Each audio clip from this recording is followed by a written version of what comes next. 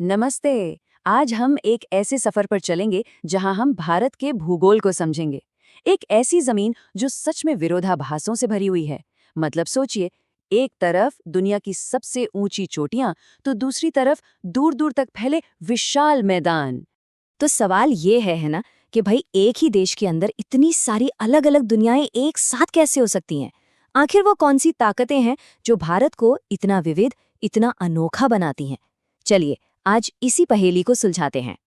देखिए, भारत के भूगोल को आप किसी एक परिभाषा में बांध ही नहीं सकते।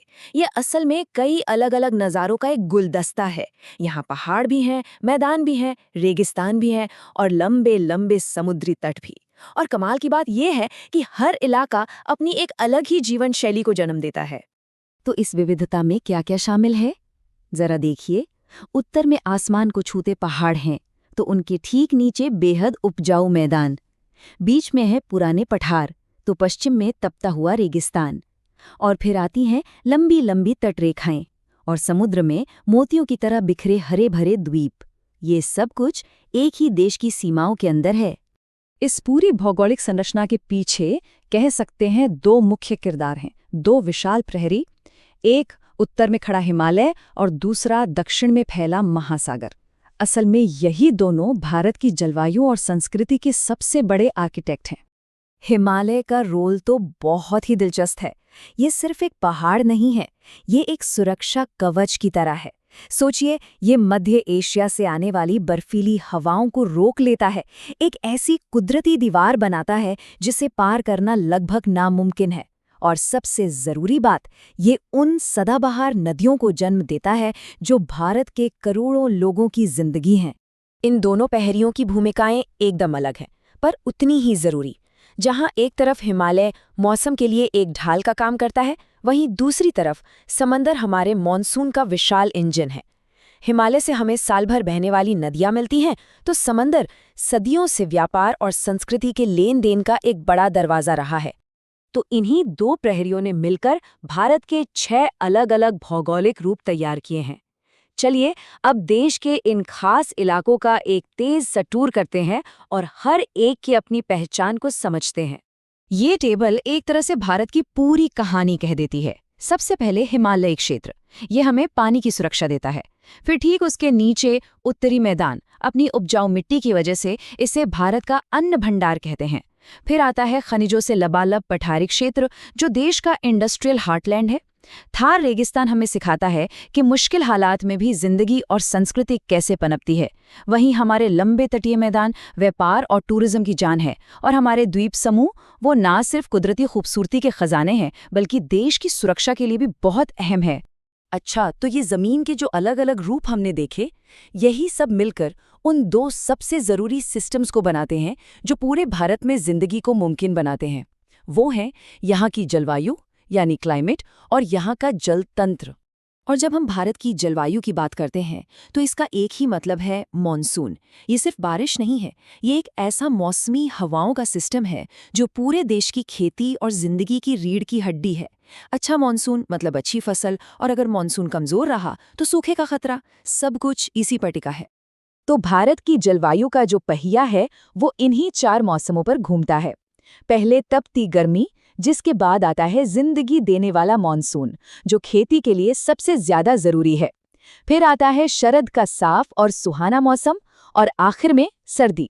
ये चक्र साल दर साल ऐसे ही चलता रहता है और देश की पूरी लय तय करता है। और जलवायु के साथ साथ भारत की असली जीवन रेखा है यहाँ की नदियाँ। ये सिर्फ पानी का जरिया नहीं है, ये हमारे संस्कृति और हमारी सभ्यता की बुनियाद हैं। सोचिए, हमारी सबसे पुरानी सभ्यताएं इन्हीं नदियों के किनारे तो पली बढ़ी। भारत में मोटे तौर पर 2 तरह की नदियां हैं। एक हिमालय से निकलने वाली नदियां जैसे गंगा और यमुना, इन्हें ग्लेशियर और बारिश दोनों से पानी मिलता है, इसलिए ये साल भर बहती हैं। वहीं दूसरी तरफ हैं प्रायद्वीपीय नदियां जैसे गोदावरी और कृष्णा, जो मुख्य रूप से मानसून की बारिश पर ही निर्भर करती हैं।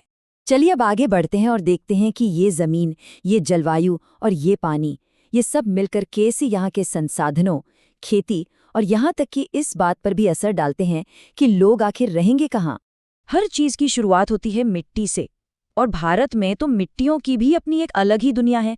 जैसे उत्तरी मैदानों में सबसे उपजाऊ जलोढ़ मिट्टी है, दक्कन के पठार में कपास के लिए सबसे अच्छी मानी जाने वाली काली मिट्टी है, और फिर कम उपजाऊ लाल मिट्टी और रेगिस्तानी इलाकों में रेतीली मिट्टी भी मिलती है।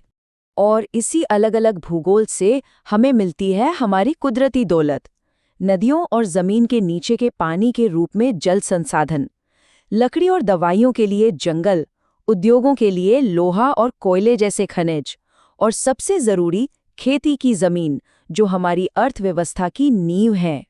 तो सबसे दिलचस्प बात यह है कि भूगोल सीधे सीधे ये तय करता है कि लोग कहाँ बसेंगे। आप देखिए, आबादी का सबसे ज्यादा घनत्व उपजाऊ उत्तरी मैदानों में है, जहां पानी और खेती दोनों आसान है। वहीं दूसरी तरफ मुश्किल पहाड़ी और रेगिस्तानी इलाकों में आबादी बहुत ही कम है। अब तक हमने देखा कि भारत का भूगोल कितना अमीर और विविध है, लेकिन अब हम आज के दौर की सबसे बड़ी चुनौती की ओर बढ़ते हैं, और वो है विकास और संरक्षण के बीच प्रकृति के साथ एक संतुलन बनाए रखना। चुनौती बिल्कुल साफ है।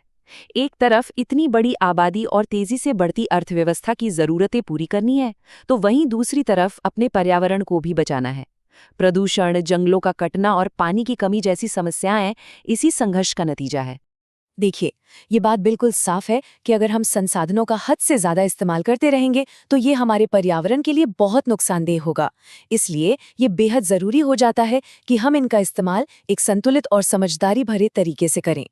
तो हम इस पूरी बातचीत को एक सवाल के साथ खत्म करते हैं, एक ऐसा सवाल जो हम सभी के भविष्य से जुड़ा हुआ है कि आखिर विकास और पर्यावरण के बीच इस नाजुक संतुलन को कैसे बनाया जा सकता है।